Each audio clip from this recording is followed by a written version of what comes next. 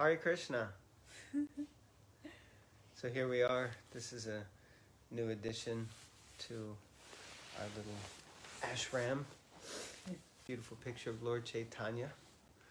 And on the other wall is Lord Nityananda. So, like that. So we're continuing reading from Bhagavatam. Canto 2, Chapter 9. We're still in the purport for text 36 because it's a very long purport. And this is the fourth of the 4 seed verses, the Chatur Shloki Bhagavatam. So like that. So we'll just read the verse To recap, and then we will go straight into the middle of the purport. And we might not finish the purport today either because it's quite a long number of pages. So okay. Om Namo Bhagavate Vasudevaya. Om Namo Bhagavate Vasudevaya. Om Namo Bhagavate Vasudevaya. So just recap on the verse 36. A person who is searching after the Supreme Absolute Truth, the personality of Godhead, must certainly search for it up to this. In all circumstances, in all space and time, and both directly and indirectly. Sorry, we're interrupted by the sound check. Yeah, gotta check it. So now we'll go into the purport where we left off. Alright, let's see. One who has unflinching devotion unto the Supreme Personality of Godhead must have all the good qualities of the demigods, and contrarily, one who is not a devotee of the Lord must be hovering in the darkness of mental speculation, and thus must be engaged in material impermanence. Srimad Bhagavatam 11.18 says, Sabda Brahmani Nishnato Na Nishnayat Pareyadi Shramas Tasya Shrama Halo He Adenam Ivaraksata. Translation: one may be well versed in all the transcendental literature of the Vedas, but if he fails to be acquainted with the Supreme, then it must be concluded that all of his education is like the burden of a beast, or like one's keeping a cow without milking capacity. So we didn't read that last time, but it's a very powerful statement.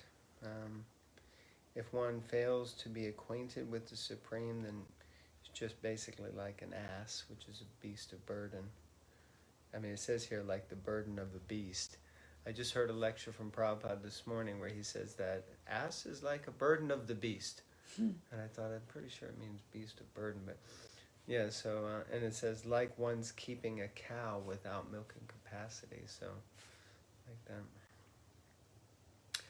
Similarly, the liberty of discharging loving, transcendental service to the Lord is invested in everyone, even the women, the Shudras, the forest tribes, or any other living beings born in sinful conditions. Tevai vedantya tititranti cha devam mayam Sri Shudrahuna Shabara api papa jivaha Yad bhuta krama parayan shilashikshas tiryag jana api kemu shruta dharanaye. Bhagavatam 2.7.46. I'm sure there's actually a meter for that.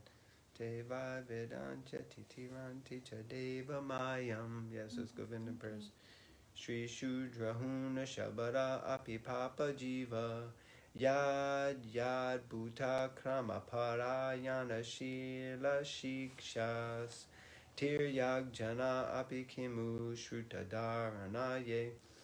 The lowest of human beings can be elevated to the highest stage of devotional life if they are trained by the bona fide spiritual master, well versed in the transcendental loving service of the Lord. If the lowest can be so elevated, then what to speak of the highest, who are well versed in the Vedic knowledge? The conclusion is that devotional service to the Lord is open to all, regardless of who they are. That is the confirmation of its application for all kinds of performers of the service. Good. Good for us, good to know. Therefore, the devotional service of the Lord with perfect knowledge through the training of a bona fide spiritual master is advised for everyone, even if one happens not to be a human being. This is confirmed in the Garuda Purana as follows. Kita pakshi mriganam chaharo sanyasta chetasam udvam eva gatim manye kim puna gyaninam nirnam. Translation: even the worms, birds and beasts are assured of elevation to the highest perfectional life if they are completely surrendered to the transcendental loving service of the Lord. Wow. So what to speak of the philosophers amongst the human beings? Well, there you go. Even the worms can get delivered. So there's hope for all of us. Yeah. Therefore, there is no need to seek properly qualified candidates for discharging devotional service to the Lord. Let them be either well-behaved or ill-trained.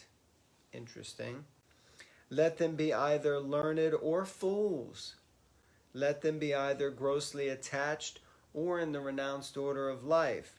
Let them be liberated souls or desirous of salvation. Let them be inexpert in the discharge of devotional service or expert in the same. All of them can be elevated to the supreme position by discharging devotional service under the proper guidance. Interesting statement. I mean, that's pretty powerful.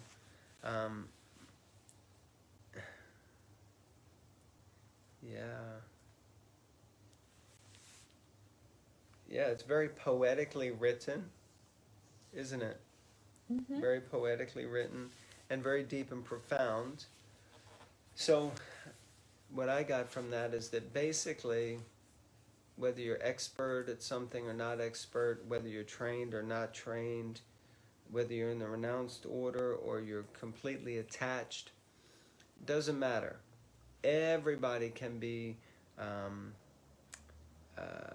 all of them can be elevated to the supreme position, but with all the disqualifications they may have, or all the great qualifications that they may have, the one thing they have to be able to do is discharge devotional service under proper guidance. So it means you have to accept a spiritual master, and then you kind of have to try to do what he or she says to do. I guess it reminds me of the pastime of the South Indian Brahmin, you know, that was chanting the Bhagavad Gita shlokas incorrectly. He was basically illiterate, but was trying to read the Gita because the spiritual master told him to. He said, you should read the Gita every day. And so he would go and try to read it. Meanwhile, all these sophisticated brahmanas were, they were making fun of him, basically laughing at him. But then when Lord Chaitanya came, and he saw him, he saw that he was reading and that he had tears in his eyes. And he thought, even though he could tell the person is not reading the Bhagavad Gita properly, but Lord Chaitanya went to him and embraced him. Well, no, he asked him first, didn't he? He asked him first, you know, what is it that you understand when you read? And the Brahmana said, I don't understand anything, basically. He said, I don't even know what I'm saying. I don't even know if I'm saying it right, but my guru told me to do it, so I'm doing it. That is the qualification. And Lord Chaitanya said, well, why are you crying? And he said, because when I see the picture of Krishna in the chariot, driving the chariot for Arjuna, I become overwhelmed with love, thinking how much mercy the Supreme Personality of Godhead, Lord Shri Krishna, shows to his devotees, how much love he has for his devotees. And I become overwhelmed. Then Lord Chaitanya became overwhelmed, and he embraced him and filled him with prema bhakti. saying you have understood the essence of the Bhagavad Gita. And he was illiterate, so it's like that. Would you say that's a good relation? Anything you'd like to add? No, I think sometimes it can get weighed, like sidelined by the pettiness of life, interactions with people, and I mean in the devotional world, and we forget the simplicity of Krishna consciousness and how we felt quite happy and blissful just coming and someone says, "You're going to clean right around his floor, do you want to go chop some vegetables?" And you're like, whoa. And then somehow we make it complicated and add so much stuff, and it's, at the end of the day, it's just not about that at all. When you read statements like this, it's like a reset in the mind. Why am I here? Why did I want to be here? Because we complicate. It's not the process. There's nothing wrong with the process at all. Personally, I don't think Prabhupada's given anything defective with, but we make it that because we're conditioned. So we ruin everything, basically. I guess the hope is that we'll become unconditioned and stop ruining everything. Yeah, but that's what I mean. Statements like this just remind you of, it's like, hold on. When you take, it's like when you take yourself too seriously. So then you read something like this, you're like, oh yeah, hold on. Why do I take myself so seriously? Yeah. Good point. Yeah, it's a real check. Real check. Okay, I'll continue. Some paragraph. This is also confirmed in the Bhagavad Gita 9:30 and 9:31, famous verses from the Gita. Apichet sudaracharo bhajate mamananya bhak sadoreva samantavya samyag vyavasito hisa mam hi parta vyapashritya ye pishu papayoniyaha striyo vaishish tatashu dras te piyanti paramgatim. Even if a person is fully addicted to all sorts of sinful acts, if he happens to be engaged in the loving transcendental service of the Lord, under proper guidance, he is to be considered the most perfect holy man without a doubt. Shiradhe. And thus, any person whatsoever and whosoever he or she may be, even the fallen woman, the less intelligent laborer, the dull mercantile man, or even a man lower than all these, can attain the highest perfection of life by going back home, back to Godhead, provided he or she takes shelter of the lotus feet of the Lord in all earnestness. That's the qualification. Again, have to take shelter of the spiritual master. Here it says in all earnestness.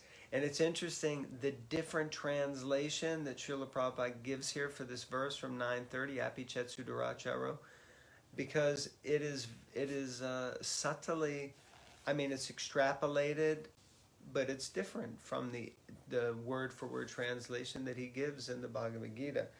It's still, the principle is, the essence is still there, of course, but it is a different angle and perspective.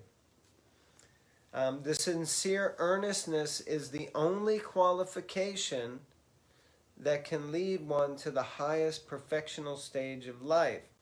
And unless and until such real earnestness is aroused, there is a difference between cleanliness or uncleanliness, learning or non-learning, in the material estimation. Fire is always fire, and thus if someone touches the fire knowingly or unknowingly, fire will act in its own way without discrimination. The principle is Harir Harati Papani Dushta Chitir Api Smritaha. The all-powerful Lord can purify the devotee of all sinful reactions, just as the sun can sterilize all sorts of infections by its powerful rays. Attraction from material enjoyment cannot act upon a pure devotee of the Lord. There are hundreds and thousands of aphorisms in the revealed scriptures. Atmaramash chamunayo. This is the verse we've been reading in the teachings of Lord Chaitanya.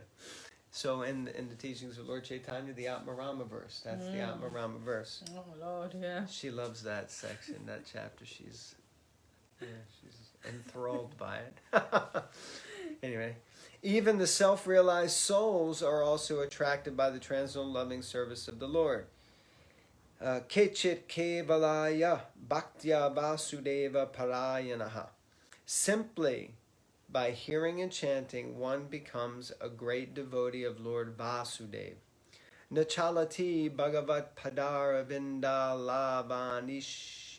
lavani mishardam api sa vaishnavagriyaha.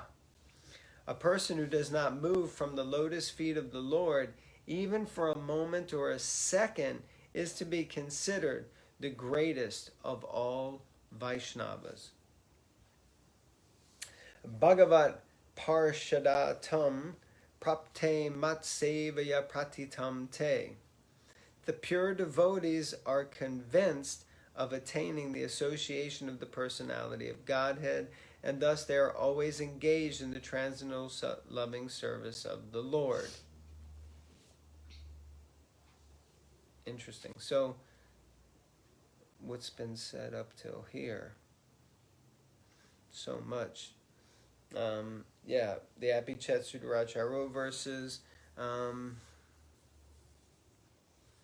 Anyone can take to it, basically, as long as they're earnest. And all-powerful Lord can purify the devotee. This part I can purify the devotee of all sinful reactions. That's right. So by taking shelter of the Lord is so powerful that he can purify anyone, even the most fallen, in the same way as the sun can purify a nasty place. Like Prabhupada would often say, so like a place where someone is urinated, the sun can evaporate the water from the urine and purify that place. So in the same way, the Lord can do that for anyone who comes to him. So he's very powerful. Would you like to read a little bit? Because it's a long paragraph. Yeah, where did you stop? I stopped at the end of the quote where it says, service of the Lord.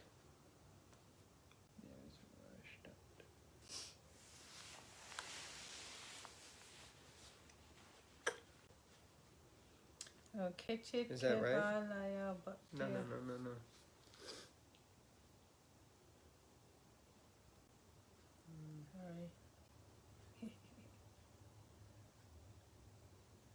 Fire's always fire. I think we go all the way up there. Yeah, so wherever it ends in the quotes, it says something. Oh, anyway, I'll just read if I can't find it in there. So, therefore in all continents... Yeah. Therefore, in all continents, in all planets, in all universes, devotional service to the Lord or Bhakti Yoga is current. And that is a statement of the Srimad Bhagavatam and allied scriptures. Everywhere means in every part of the creation of the Lord. The Lord can be served by all the senses or even simply by the mind. The South Indian Brahmana who served the Lord simply on the strength of his mind also factually realized the Lord. Success is guaranteed for a devotee who fully engages any one of his senses in the mode of devotional service.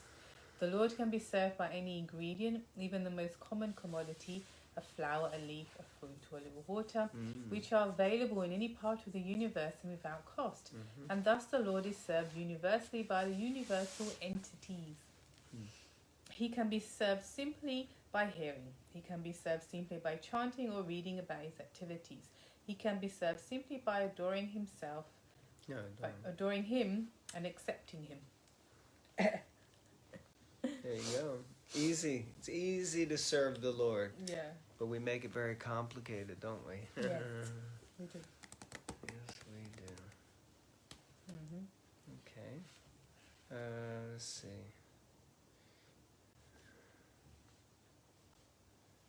Okay. Yeah, I think if we maybe read another paragraph. Okay. You can read. In the Bhagavad Gita, it is stated that one can serve the Lord by offering the result of one's own work. It does not matter what one does.